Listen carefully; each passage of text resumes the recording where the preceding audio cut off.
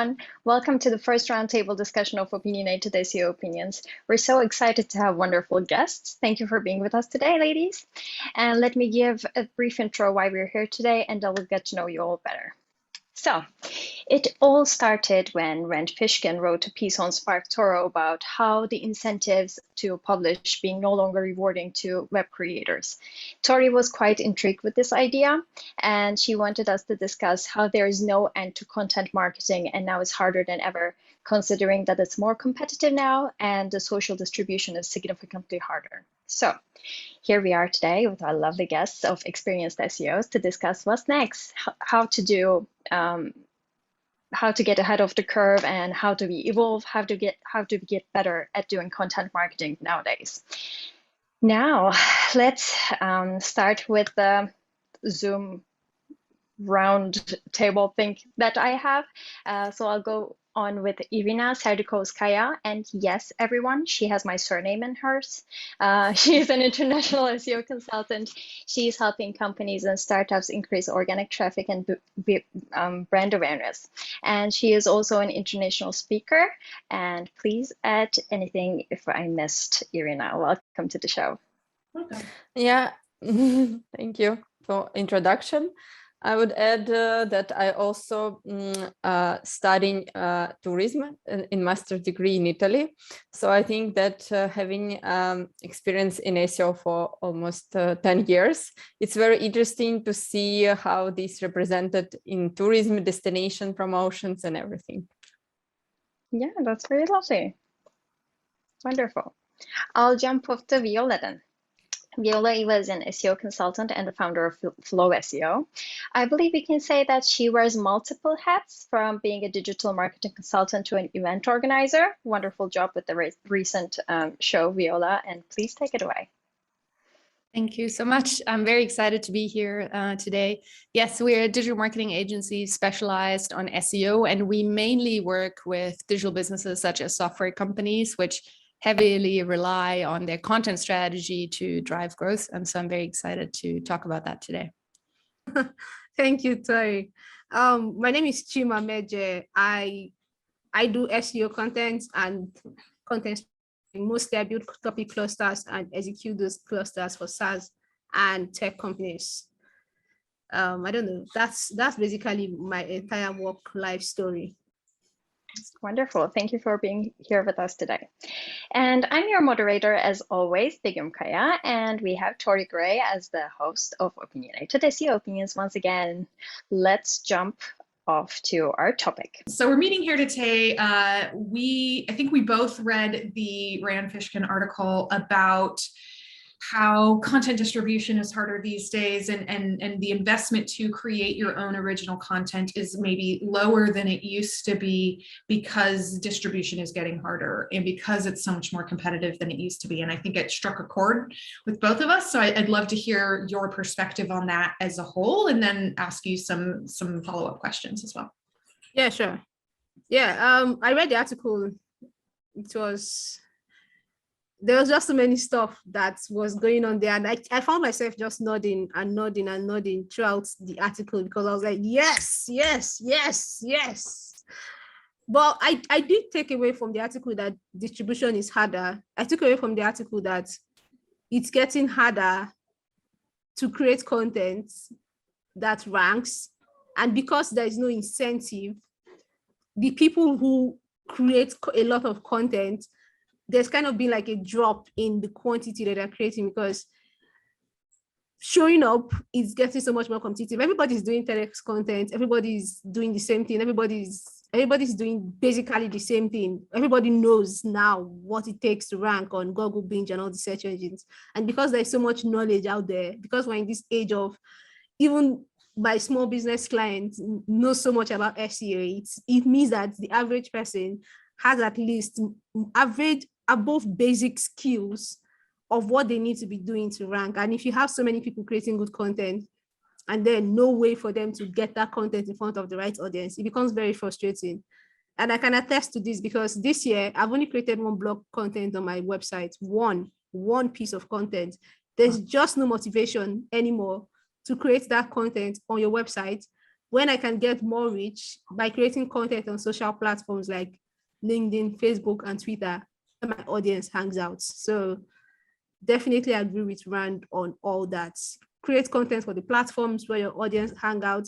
I get a ton of leads from social media. In fact, 90% of my leads come either through referrals from people I met on social media or through clients who found my work on social media.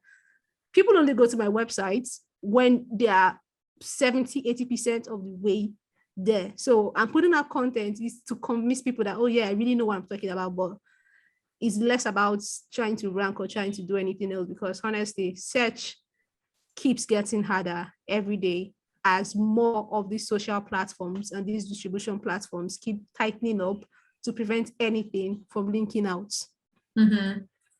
Yeah. So keeping it within social and not necessarily linking to your website, and keeping it in that ecosystem is something you're seeing work for you. Yes, exactly. So that really resonated because it's something I've been doing all year long, and honestly, it's been really successful. I would love to know from both of you all, just how are you generally feeling about your work in content marketing today? What was harder, the same, or easier than it was previously? How are you feeling about this world right now? I'm happy to go.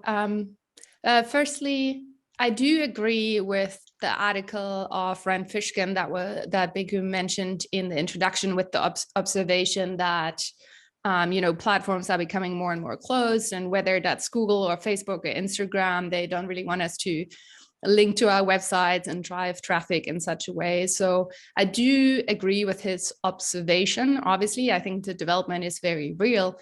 On the other hand, I'm not quite sure if in my experience I came to the same conclusion. And I think the main difference is that I'm much younger in the game than Rand Fishkin is. And so I think Rand Fishkin knows the good old days of putting an article up and it ranks on Google straight away. And I've never experienced this, has never happened to me. And I've seen this developments, not so much with Google, but more with like Facebook, Instagram, LinkedIn, Clubhouse, where you have a first mover advantage. And there's like this golden period in the beginning of the platforms where you can kind of like hack the system, maybe exploit the platform or any like algorithm loops that they haven't caught yet. And you can really get a lot of visibility early on and fast. And I've been a little bit too late to the party for most of the stuff to experience this with SEO. And so where I'm at, or since I started like 6 years ago, it has always been the case that we kind of needed to put in the legwork, and that we needed to do things that are quote unquote not so scalable, like really creating meaningful articles, putting work into content quality, creating a brand as well. And so I think I'm a little bit more hopeful than him maybe in the things that we do, and that we still can make things happen, and that there's still wiggle room to get eyeballs and find followers, even if it's maybe not as easy as it was 15 years ago.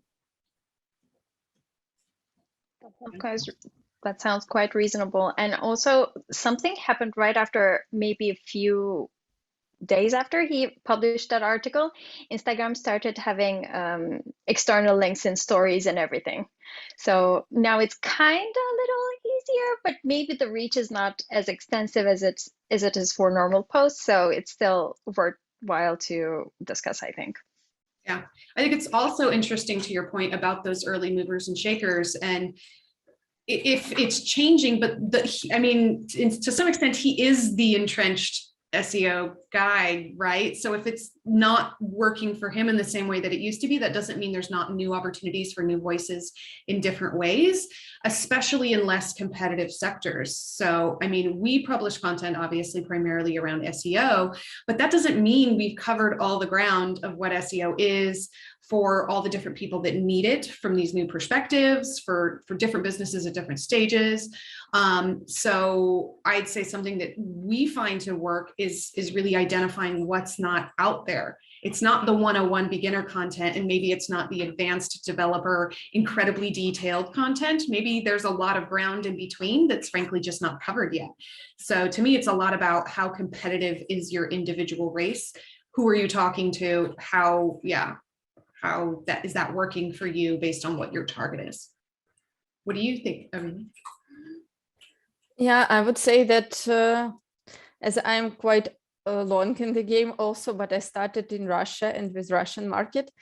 We also had some quite quick wins there, like 10 years ago, where I had no experience in SEO and we had quite good results. I think, yes, in this case, now it's much harder.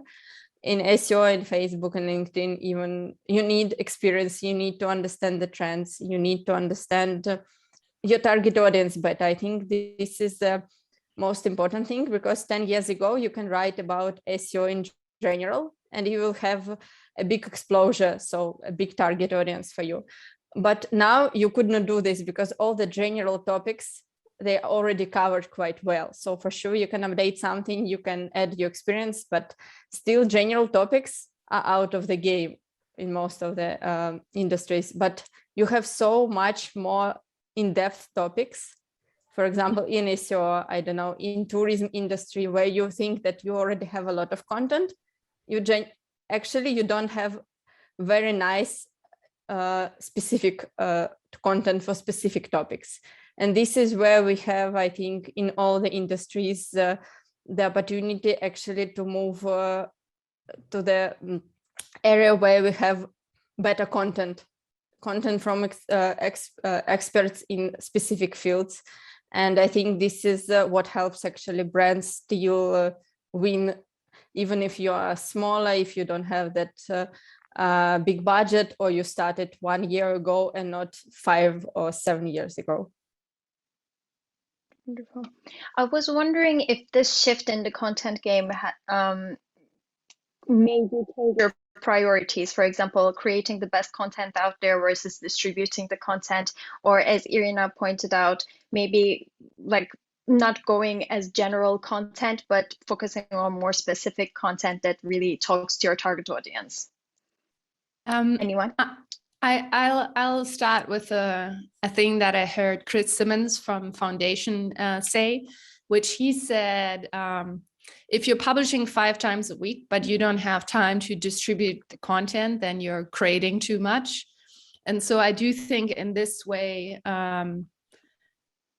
striking the balance between mere production and the distribution and promotion. And I think for me, the scale is tipping more and more towards the distribution and promotion, which partly is also obviously, as keywords in SEO specifically get more competitive, it partly becomes a link game. And so if I have a very hard, difficult keyword, I might not be able to just put the article up and be ranking. And so my internal scale is tipping towards distribution and promotion and content quality. And I think this plays into SEO beautifully anyways, because we don't want to be writing about the same topic over and over and over again, because we're looking at keyword cannibalization and problems like that. And so that idea of we really want to do the best resource that is evergreen, that we keep on updating, actually content quality feeds into SEO success, I think. Yeah. Content quality, a focus on user intent and really meeting that need and really identifying. So for example, there was a particular piece we wanted to write about multiple domain SEO, because what we saw at that was everyone answering how to do it.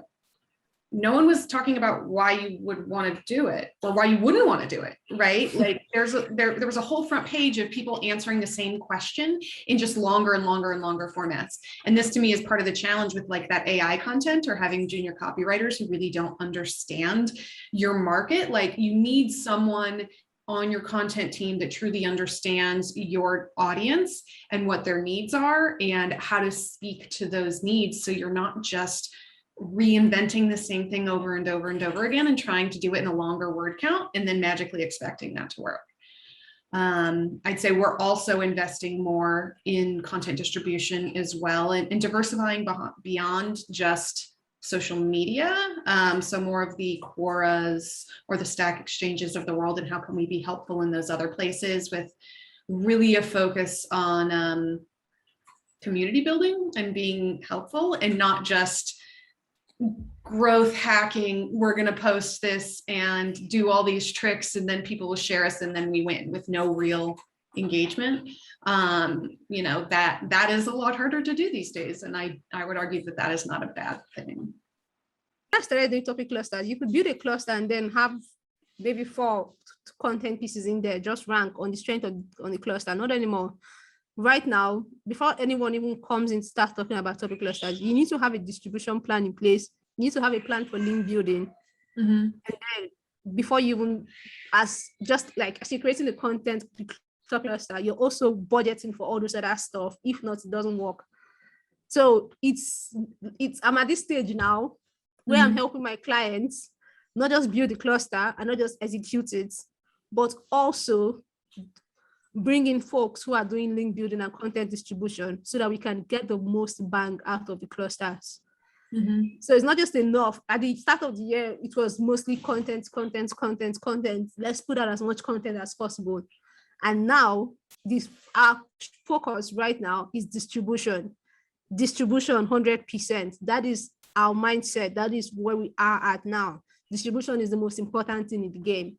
And I keep telling everybody, if you are creating any sort of content, you must have a distribution plan, not just for traffic, but for the right kind of traffic that is going to bring in those leads that you crave.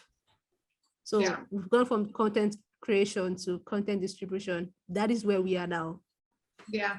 Well, it's interesting because you also work primarily in SaaS, where I'd argue topic clustering has been bigger for longer, right? Yes. So it's a more competitive space specifically. So when we were talking with some of the other ladies, there was an interesting insights in terms of like, it really actually does still work well in certain verticals. So it really depends on how competitive it is, but the more competitive it is in your industry that you're working in, the more critical distribution is. Whereas I feel like the people that we're often working with, there's people still are not doing enough distribution. Like they're barely, starting that game. There's a reason Ross Simmons bangs that drum, because people aren't doing it. They're just depending on the content creation. And so it is evolving, and it evolves first where it's most competitive. Yes, 100% agree. SaaS clusters SaaS and marketing and tech to an extent, but mostly SaaS and marketing clusters they're very straightforward. It's easy to visualize the journey, because once you know what the product is and you know what the ideal buyer is looking for, then you can easily do the research to find out where they're entering the cluster from or where they're starting their journey from, and then create that content at the beginning stage and then guide them through the funnel with that content to the time they're ready to convert. And now there's something that we started experimenting with our link building strategy. So what we do instead is that while we have all of these topic clusters, then we take subheadings from those clusters and then we turn them into guest posts, so that we are creating parts of the content cluster outside on high authority sites and then linking them back to the cluster on the client's page. So that it's kind of like this web where we have authority externally and then we have authority internally. And then when the bots are crawling these pages and you're seeing this whole really beautiful interconnected web of content on high authority sites and both on the website, everything is just so well linked, then it's easier to rank and to build that authority. So that's something we've been experimenting with for a while, and we're still waiting to see the result, but I'm pretty sure it's going to be great because that's like a no-brainer. Yeah, that's a great approach. That's super interesting. Yeah. You don't just publish everything on your website anymore. You publish the core of the cluster on your website, and then all of this, like, will I say, some of the secondary topics in the cluster, you publish them externally, but you also make them just as long form, just as comprehensive, just as awesome as what is on your website, and then you use the right anchor text to link from those websites back to your cluster, because the relationship and the relevance will be super tight. Yep. Yeah, and what you're also speaking to is like repackaging that content in different ways, right? Like leveraging it for social media, for its own stories, for these external Medium posts or guest posts on other sites, or repackaging and distribution is definitely the name of the game. The more competitive it is. Yeah, definitely. And I think that chasing links or trying to attract links can lead to bad ends, just like private blog networks and everything that we see in SEO as well. Do you think that's threat that we see with the content distribution being harder and harder, and rather than people focusing on really attracting links, then creating a community where you support each other and really are invested in that idea. I mean, anything from thinking at bad ends. Oh, go ahead. Yeah, from one point of view, I think that the community is also not next big thing. I think it's already a big thing in a lot of industries. And I think the really good example is our community, Women in Tech SEO, where if you provide and produce interesting content for your community, you have a lot of support and a lot of support in distributing this content. So I think building this around for clients or for your company is very important. And this is the shift I see. And I think it could be that for my clients, I advise them, maybe they could not have a community, but at least they can have their email marketing, where they have their community who is reading, who is supporting them. This is very powerful, I think, distribution thing. And it also goes to that you don't want to have a lot of content. Like if you're distributing from Facebook, LinkedIn, you could not decide what to read. You have all of these things on your there. And I think the clients, and we are as a general specialist, we don't want that. That's why email marketing is also some kind of helpful when you build your audience. And actually it's win-win for you and for other parts, because they receive the content they're interested in and not everything else on the social media. And I would quickly like to add to what you said here exactly, and also what Tori said earlier, which is that we sometimes have this perception that there's SEO content and there's thought leadership content, and they are two completely different beasts, and there's no way to marry them. And I think, Tori, what you explained is a beautiful example of merging thought leadership and SEO content. So we might have found that topic or keyword that we wanting to rank for, but we're realizing everyone is rehashing the same information and some industry truism that everyone thinks is a true paradigm, and it hasn't been questioned in forever. And I think that's a beautiful point. So you can start ranking for that keyword, but you can have an interesting headline where you're like, something why it's not the thing anymore, or why you don't want to do it. And so also on page one, you're the only one who stands out because it's advising against it. So that might be interesting for your click-through rate.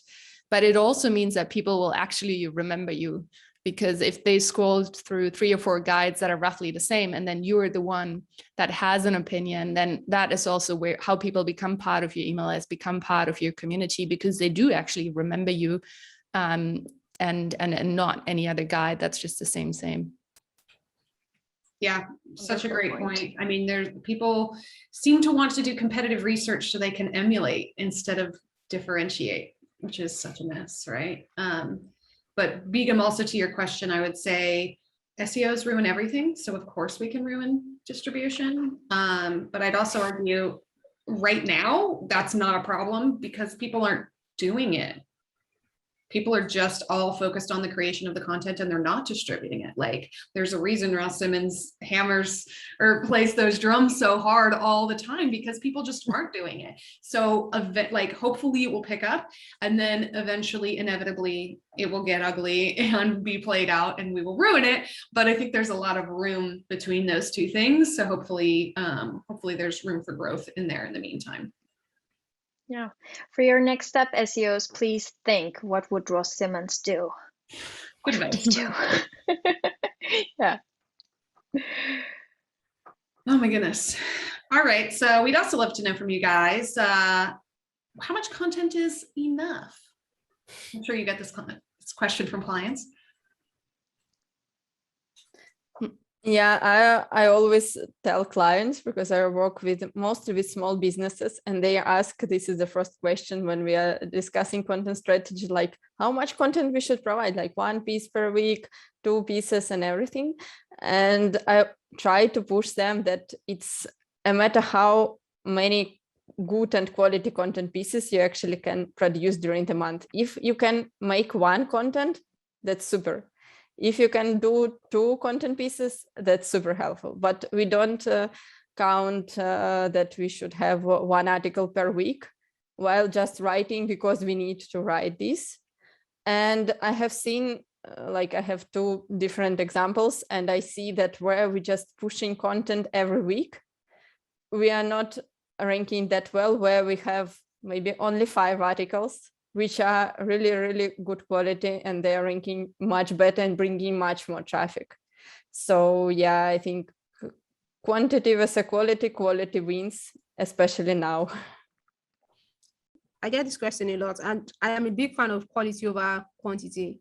I think 1 a week is enough. I don't care what you're doing, 1 content a week is enough, except you're completely dependent on content creation, like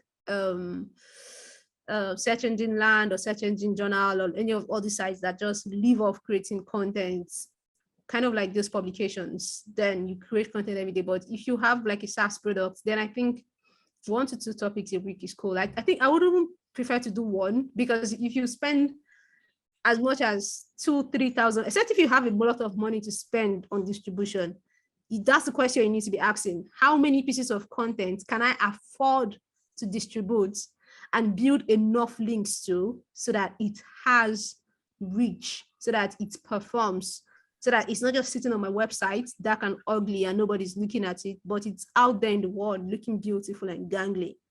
So that is the real question. How much money can I afford to spend on building links and promoting each piece of content I'm creating? So once you sit down and you have that number, then you know how many pieces of content you need to create. There's no number, to be honest. You can do every day, you can do once a week, but ideally what most people can afford sustainably, consistently, is once a week. And also to your point, I think it's changed dramatically how many keywords a page can rank for. So it's not like a page is going to rank for 5 keywords. If you do the page well, it might rank for hundreds, if not thousands of keywords. And so I think in this way, that's very helpful. And I wanted to add, I think the number of content pieces to create also depends on your goals, of course, because not all articles are created equal. Like some we might create for ranking, some we might create as a link asset, some we create for pure thought leadership and opinion, some we create to capture downloads, etc. So I do think depending on what you're trying to achieve with your marketing campaign, you might come to the conclusion, okay, I want 1 or 2 SEO posts, I want 1 thought leadership post or so, and there's going to be this like variety of articles that you're going to be creating. And if you're purely looking at traffic, I've seen this like back of the napkin math on the Siege Media blog, where essentially you take your traffic and you take your organic traffic and you divide it by the number of pages that actually bring in traffic. And then you look at your traffic goal, and from that you can kind of extrapolate how many pages might be missing to do that. Obviously, this doesn't account for the pages that never get any traction or not in the way that you want it. But if you want like some back of the napkin math, do you need to double my content or quadruple or 10x? I think that's a helpful way to think about it. Totally. So quick follow-up question would be, what about content length? So not just how many posts should you do, but how long should they be is a question everybody asks. Length is always, I always look at what is ranking, how long are the competitors' contents, and then I try to do like 500 word over that. Usually, if I see a keyword and the keyword is really competitive, maybe like 5-6K, obviously that's going to be long form.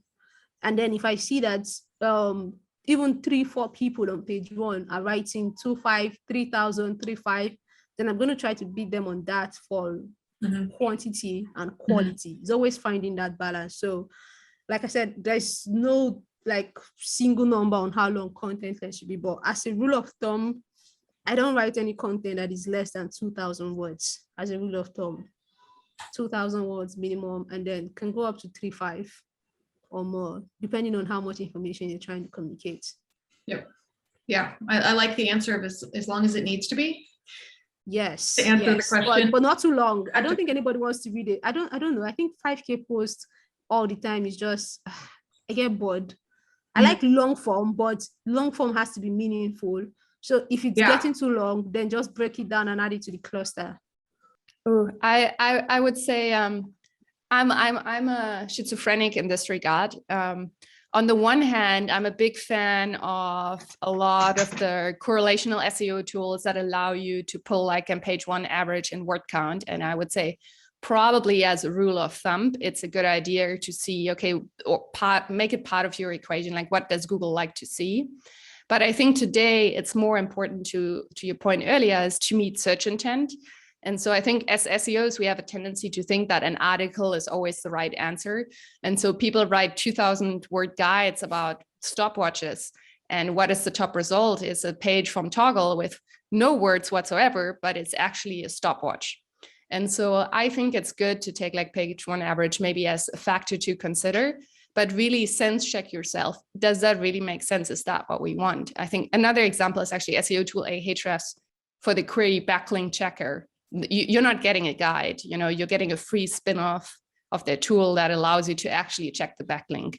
And so whenever long form guides just make no sense for the query, I recommend to zig or Zach when everyone is digging into long guides and do something that might be actually short, but gives people what they need. Yeah, I agree. And I use the same. I also check the average on the top page, but I would say that if you want to outrank some of their already out content, and it's actually, you need to have a long article for sure. So intent in there. This is where you can actually write the longest article, and you even for very competitive keywords, you can still be in top 10. I would say that maybe not top 3, top 5, but still you can compete with the new domain if you just write very long, very deep content. So it still works during this last year. Yeah, I agree. But I'm also starting to wonder if that will change, because as soon as SEOs start to ruin it, right? As soon as we start writing 6,000 and 7,000 and 10,000 word articles, like we're just going to take it too far in the other direction. And maybe Google will start prioritizing short, concise, to the point. Like maybe that's a trend of the future, though I think it's going to be hard to get there. Well, I tell you my tinfoil hat theory about this, which is this is why Google put up the featured snippet. Because you're like, this is where like, you have the recipe blogs and they always start with like, I traveled to Thailand, I met this lady, and then the recipe is like, after 900 words, you can barely find it. And then boom, like recipe featured snippet comes right on the Google search results. Of course, there's other reasons for Google to do that, which is more to Rand Fishkin's point, like, so we stay on the search results page, we don't even go to a website. But yeah, like I said, it is my tinfoil hat theory. That's partly because we've been writing so super long guides that the actual definition and bullet points, etc., get lost, that Google also put the featured snippet up now for many queries. Yeah, definitely. I think passage indexing is also another outcome of this same thing, that we're trying to ruin things. And but I think the topic clusters can be a good example to do here. For example, it can also be a good source for you to make users go through and wander in your website to discover the content that they want to, but it's not always the case that they may be off for a treasure hunt on your website to find the content that they would find interesting. So and I think there's another consideration here. Not many small businesses and small websites have the ability to write very long articles or have a dedicated content team who can create thousands of articles per month. So I was wondering, does SEO still work for small sites and brands, considering their constraints both on the budget and the teams, necessary teams? And what about large brands without strong SEO content backgrounds? So here's the thing. I think we talked about that already, on how it's getting harder to rank. And since it's getting harder to rank, I don't even advise small businesses that are just starting out to put all their eggs on social media. Instead, I would say focus on, not on search, rather, not on SEO. Focus on social media, focus on ads. Ads is like, will I call it the devil's brother or something? Because it gets this hate of, organic is the angel and then ads is the devil you need, because you have to spend money to get it. I don't understand all that hate that ads get. PPC works. PPC really, really works if you're working with the right person who really understand performance marketing. So small businesses who are just starting out, the first thing you need to be doing, yeah, you need to lay down the groundwork for SEO. Yes, you need to be creating content, but it shouldn't be your priority. It should be something you're doing, maybe something that's going to start showing results in a year or two. What you need to be doing initially, start building authority on social media. First things first. Start putting out the word about your business. Start creating videos that show your process. Maybe you offer a service or maybe you sell a product. You need to start putting out as much content as possible to engage people on social media so that they start making inquiries. I say small businesses can run entirely on content from social media and then have the website sitting there like background decoration that people can go to confirm that you really exist, to make bookings, to see what you offer, and then basically to just complete all of that purchase journey. Where the action really happens if you're a small business and you're not trying to spend a lot of money is on social media. You just need to know how to engage your audience and then to grow that audience. And this is weird because I'm in SEO and I'm advising people to focus on social media. I would comment regarding small brands first. I would say that they can still compete if they understand well their target audience. So they're not targeting general queries, but they are targeting a very niche long keywords and long tail keywords, and also when they use their expertise. Because what I have seen as a huge issue that they think that you can still work with average content, like very general, and this content doesn't work. But if you have an expertise and we can tailor this to the keywords and make this article rank, this is a win-win for SEO and also for them as a brand, because for sure they're strengthening their brand, they're strengthening their personal brands of their employees or founders. So this is what actually works pretty well still. And you can compete even if you don't have budget for link building, for example. You're just providing the content, you still can be on the top. Not for all the queries, but you can find some queries where you can still drive traffic, even with limited budget for content creation, and even without distributing it heavily with the PR and etc. I feel like it's a very interesting thing for a brand to use the strategic partnerships that they can get for free when it comes to these kind of stuff. Because, for example, we're just moving towards remote working and everything, and considering a local cafe, since I also do like local SEO optimizations and we need Google posts, GMB posts as a wonderful tool to be out there and reach your audience. I think what like a cafe in some sort of suburb can do is to collaborate with remote workers who might want to go to the cafe, and while they're having their croissants with their coffee, they can just write an article for them and they would give discounts and do these kind of partnerships. And also when it comes to events, like we're kind of coming out of COVID, and in-person events are also taking place, so they can go for other opportunities and just chase after those to get strategic partnerships, I think, which might be useful for their SEO strategy in return, of course. So I feel like it may be smart for a brand to start doing SEO early on, or at least considering how they would represent their brand on the digital sphere. The best time to do SEO is yesterday. The next best time is Definitely. What would you say about larger brands? I also talked about like small brands.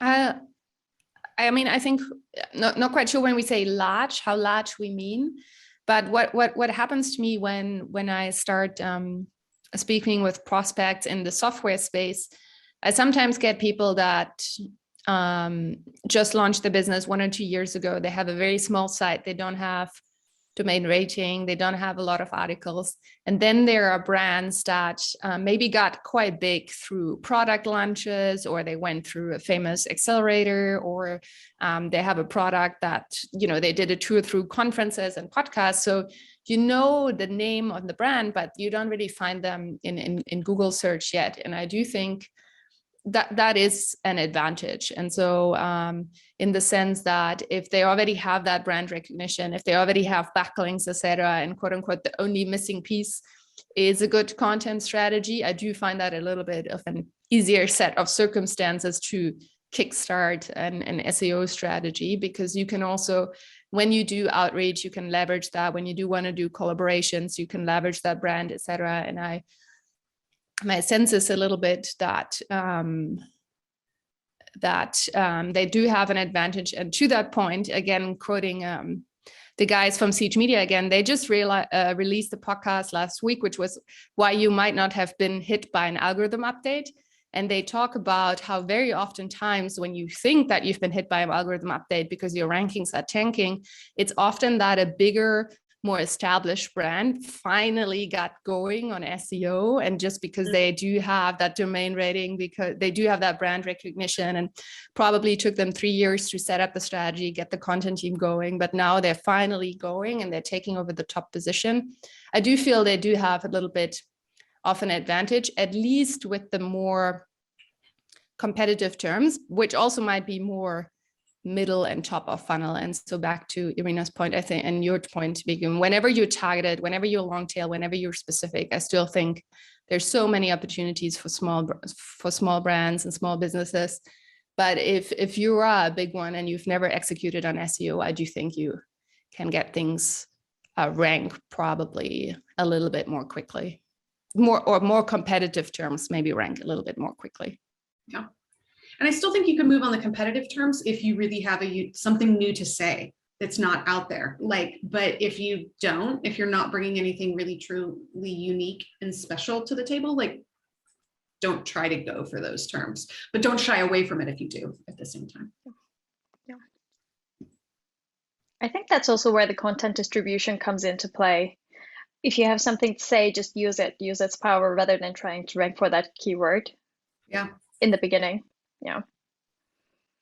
Yeah, you can still do your thought leadership content and just not care if you don't rank that well. You know, you can still have a meaningful connection with the people that do consume it and care, and that matters. Yeah, and I think also the point is always if everyone zigs, you can zag, right? So, I mean, when I started my SEO agency, you know, I have a brand new website, brand new domain. I'm going to have a hard time ranking for SEO consultant. But, you know, there's other things that I can do, which is, I mean, I built my business out of running workshops on SEO and stuff like this. And so this is a zig and a zag, or right now I'm more focusing on LinkedIn than I do on SEO. And the other way around, if you are not in the marketing space, and no one else of your competitors is really doing SEO super well, but they're all hanging out at events, this is a beautiful opportunity to say okay, we're going after SEO now and see what we can achieve. All right, on to next things. What do you think is the next big thing for content? What are you doing right now to explore that? Let's start with what am I doing today to conquer that? Actually, I'm trying to focus on the long-term things that I really have an idea on. So everything that we've been discussing, I don't know why that would be the best strategy that I have in mind, but that's something that I can do as I'm also consulting for the companies that I consult for. So it's something that I can contribute to the community and also to the SEO industry. And that's why I'm going after that. And when it comes to the next big thing in content marketing, I think I would still say distribution, because people are not taking as much advantage of it as they can. I see Reddit ask me anything every now and then, but I feel like we're so limited to certain areas that we had. For example, we conquered Clubhouse and then it went among the dusty pages of history, and now it's not a thing. Yeah. So another platform is going to come up, or there are going to be other opportunities that we're supposed to discover. And I feel like if we can combine the digital marketing to the real world that we live in, that may be the next thing in SEO, and also content marketing, of course. Honestly, I'm always scared to say the future of anything because COVID-19 has forever changed my mind about making predictions. Around this time, we'll be getting prediction articles on 2021 trends or 2022 trends, and nothing yet because everybody's scared about making predictions about what's going to happen. So I don't know. I think the future of content is still going to be distribution because it's going to keep getting harder. It's going to keep getting harder. And I think we're going to see more people focusing on having a voice on social through influencership of the people that already work with them. I think that's something that a lot of brands don't explore enough. I remember Gong. I did not know what Gong was until I saw two of the employees. I can't remember the first guy's name, but he's really popular on LinkedIn. And then there's another guy who's the head of content. And they really talk about Gong a lot and their employees, and there are other Gong employees that do this too. They create content. And then every time you start to have that memory that Gong is a company that does this or Gong is a company that does that. I see that too with I think Rise at 7. I'm really having trouble remembering names, but it's a female-led company. It's based in the UK, and I see a lot of our employees that create content on social media, and they're very active. And it really helps when you have employees that are creating user-generated content to their audiences, and then you are having all these people basically forming, like, building authority for your brand, and it's all going back to your brand. So that's something I think people need to be considering more. Having a brand mission that encourages or inspires your employees to create user-generated content that leads to people inquiring about what you do as a business. Yeah, that's just one side of it. Yeah, that's just one side of it. And I also, that's a big form of distribution. Like if you have 5 employees who have 10,000 followers on LinkedIn sharing content from your company on their walls, that's a lot of engagement. That's a lot of referral traffic back to your website. So it's something that I think more people should tap into, because the few who I've seen do that, they've been really successful creating new businesses for their employers. What about like topic clustering? I feel like, I mean, obviously it's already a thing, but there's so many industries that just aren't leveraging it yet. So I feel like there's still a lot of legs there. Definitely. I think I have been kind of trying to do that for a few customers that I had, and it's going pretty well actually at the moment, but I wouldn't say that it's something that many brands are ready to leverage yet, since it's a big investment and the strategy and the processing of things takes a lot of time. So not many companies are like focusing on doing what's right and expect the returns in a few months, but they want quick results. So it may not be the thing that the sector is ready for, right? Unfortunately. I will say how I think about like next thing strategies. Maybe the next thing is also the old thing, in the sense that I do think a successful strategy in the future has 3 main components. And one of the components, I think, is catering to the algorithms, which is like being on top of the latest techniques. I remember last year, I did a bunch of Instagram Reels when that first came out, and it was good. And this year I'm doing a lot of like Instagram, like PDF carousel posts, because they tend to perform quite well. And so I do think one part of the strategy is maybe being on top of how the algorithm is evolving. What are they rewarding right now, and moving in that direction as part of what we do. But I do think the 2 other things that have always been there, and I think will always be there, is just really understanding what do people want, what is the why behind them typing in that search query, and how can I offer something new and beneficial. And so back to the point, maybe that is saying the opposite of what the industry is doing.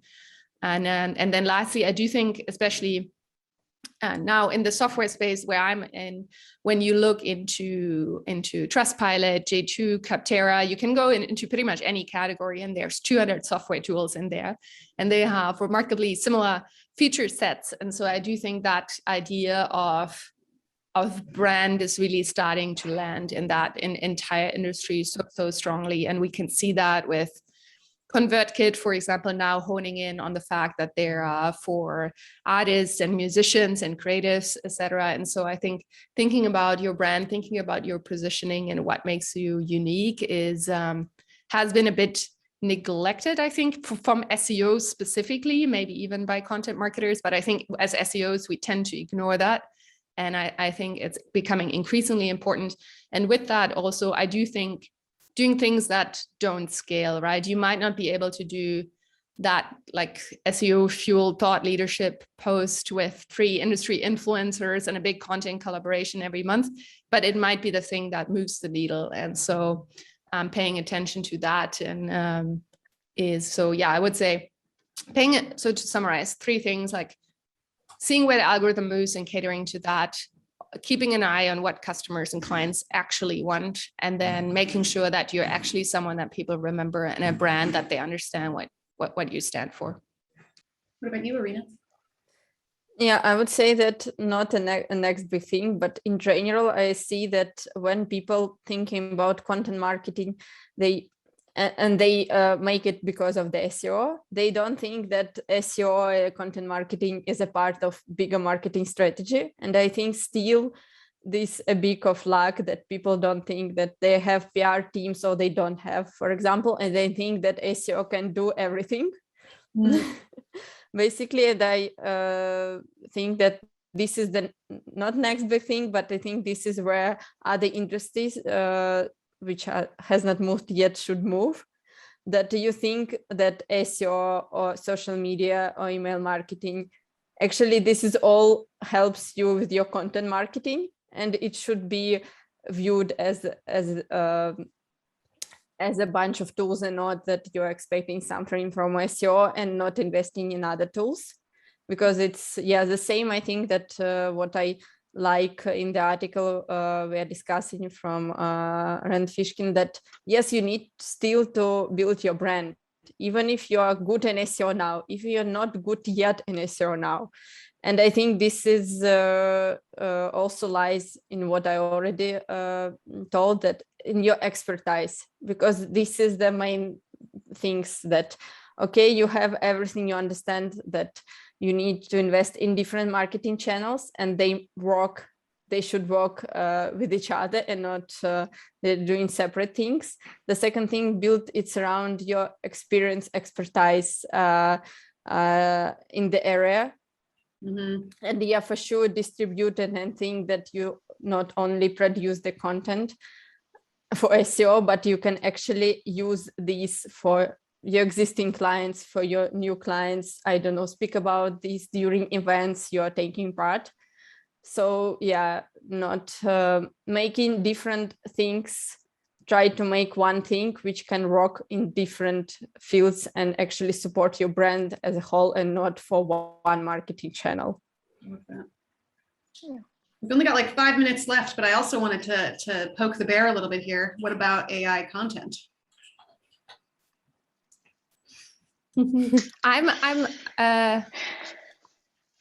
It's like interesting. I think it's one of these developments where I'm like, the way that AI content writing was, where it was at about a year ago, kind of felt like the content spinners of the good old days, because it just wasn't that mature. But even in the last 12 months, I think it got significantly better. And so I'm of the school of thought where it's use it as your assistant and not as your competitor.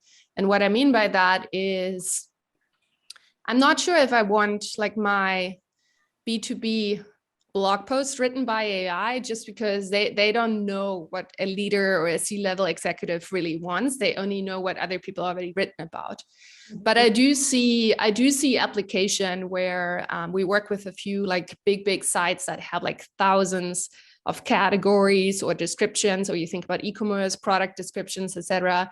And so these are places where I'm more interested in experimenting with that. And I think that, again, that unique SEO fueled thought leadership content probably wouldn't be my use case, at least not today. Mm-hmm. But I do think for more simpler content or answering quick questions, think about topic cluster where you have a short article that maybe answers the quick, simple questions. I do think there's maybe an application on where it can assist us.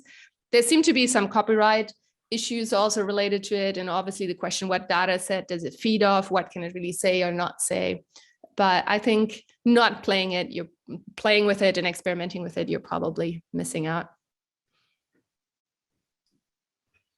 I think it's also interesting from the perspective of like what I see as the inevitable pain coming for Google and therefore for the world, because people are going to start doing this and they're going to do it well, but they're also going to do it very badly at scale.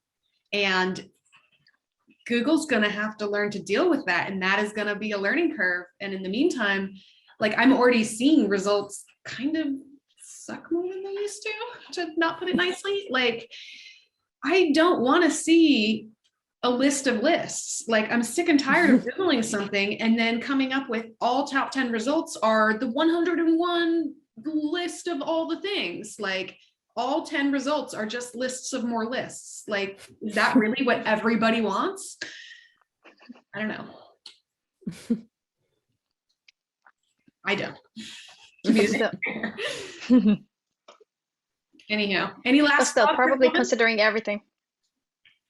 Yeah, I was also kind of wrapping up. Nothing from me. But actually, let's say too long didn't read, we're not lost. Either as SEOs or content marketers, we still have tools that we can use to leverage for ourselves and also for the brands that we work with. And yeah, there's more to discover. Yeah. Well, thank you both so much for joining us for this episode of Opinionated SEO Opinions. I learned a lot from both of you, so thank you again. Thank you so much, Tori and Begum, for hosting. It's been beautiful to be here. Of course. Yeah, thank you very much. Yeah, it was a pleasure to talk with you. Well, thank you so much for your insights. That was wonderful. I think it brought a lot more additional color and new opinions to Opinionated SEO Opinions, which are what we like best. So yeah, for sure. For joining us. For sure. Thank you so much. Thank you so much for having me, Tori. Thanks again. Have a good one. Bye.